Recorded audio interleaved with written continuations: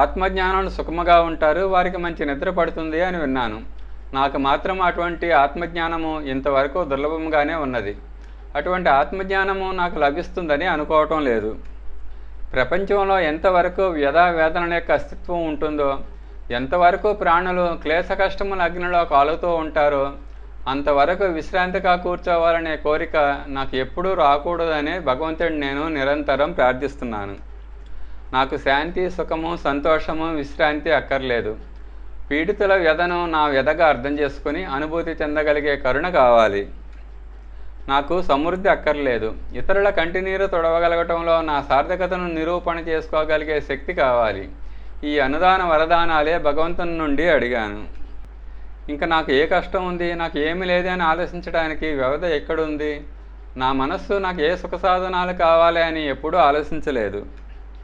కేవలము పీడిత మానవత యొక్క వ్యధావేదనలే నా రోమరోమములలో నిండిపోయి, నా విశ్వవ్యాపీ శరీరము పరివారమును సుఖముగా ఉంచుటకు ఏమి చేయాలనే ఆలోచనే నిరంతరము ఉన్నది.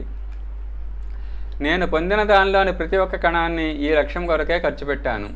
శోక సంతాపముల యొక్క వ్యాపకతను తొలగించి సంతోషముతో ఊపిరి పీల్చుకునే పరిస్థితులు ఏర్పడటానికి కొంత సహాయము నేను కూడా చేశాను. ఎన్ని రాత్రులు నేను ఏడుస్తూ వెక్కుతూ చిన్నపిల్లల వల్లే వెక్కుళ్ళు పెడుతూ ఏడుస్తూ గడిపానో ఎంతమందికి తెలుసు? ప్రజలు నన్ను సంతుడని, సిద్ధపురుషుడని, జ్ఞాని అని అనుకుంటారు. కొందరు రచయిత అని, విద్వాంసుడని, వక్త అని, నేత అని అనుకుంటారు. కానీ నా అంతఃకరణాన్ని తెరిచి చూసి ఎవరు అర్థం చేసుకున్నారు? ఎవరైనా చూడగలిగితే ఈ ఎముకల గుడారంలో మానవీయ వ్యధా వేదనల యొక్క అనుభూతులతో హాహాకారము చేస్తున్న, కరుణతో ఆక్రందనలు చేస్తున్న ఒక ఉద్విగ్న ఆత్మ ఏడుస్తూ ఉండడం కనిపిస్తుంది. ఎక్కడ ఆత్మజ్ఞానం ద్వారా పొందే నిశ్చింతత, నిర్ద్వందత, ఎక్కడ కరుణాక్రందనలు చేసినా అంతరాత్మ. ఈ రెండింటికి ఏ విధమైన పోలిక లేదు. అందుకే నిశ్చింతత, ఏకాగ్రత మరియు సమాధి సుఖం ఇవ్వగలిగే జ్ఞానము నాకు చాలా దూరము అని నేను ఎప్పుడూ అనుకుంటాను. అవి నాకు దొరకవేమో కూడా.